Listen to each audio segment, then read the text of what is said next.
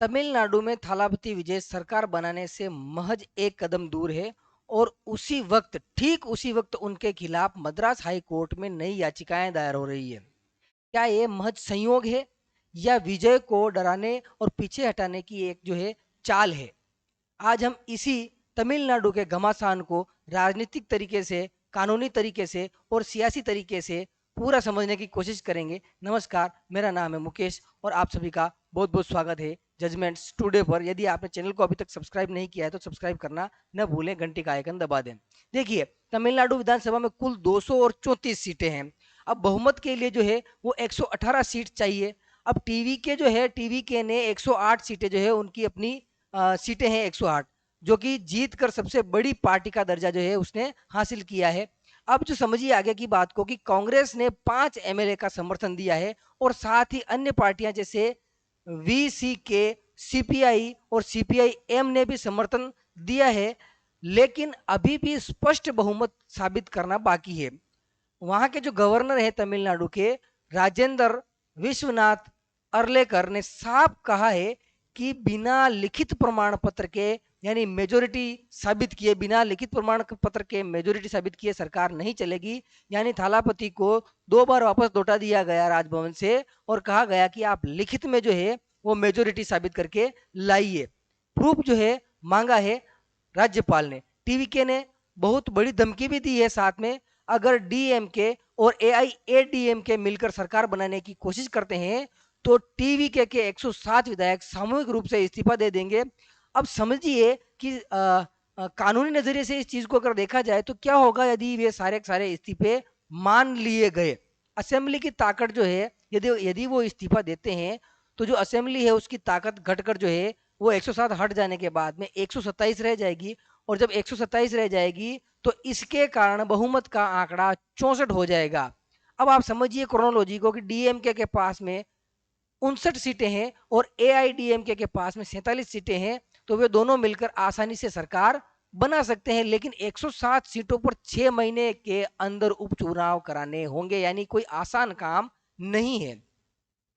ये टीवीके के अभी या कुछ नहीं वाली रणनीति है। मतलब ये जो है अभी फिक्स बात नहीं है, तो इसमें संदेह वाली बात कुछ भी नहीं है। समझिए इस बात को।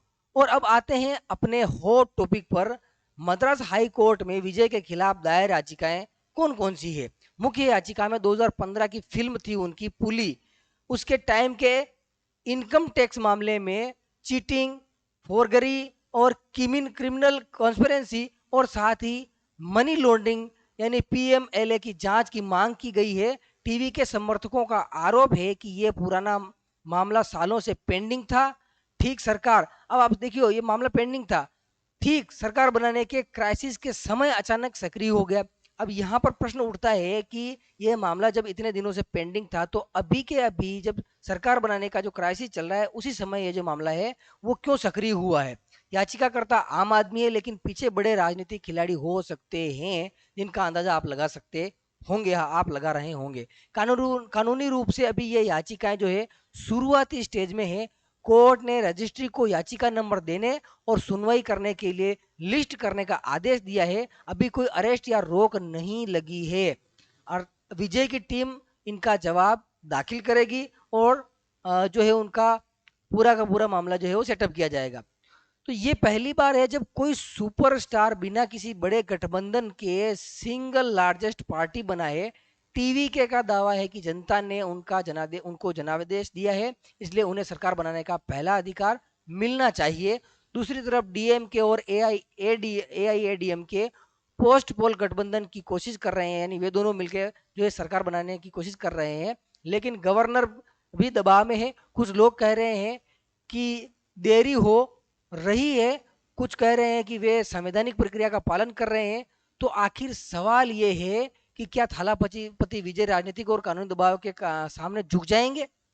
क्या वे कांग्रेस, लेफ्ट और वीसीके के साथ मिलकर बहुमत साबित कर पाएंगे या फिर मास रेजिग्नेशन की राह पर चलना पड़ सकता है उनको? बड़ा संवैधानिक संकट खड़ा कर देंगे अगर वे इस्तीफा देते हैं इतने सारे। ये लड़ाई सिर्फ सीटों की लड़ाई नहीं है साथियों, जनादेश और सत्ता की लड़ाई है।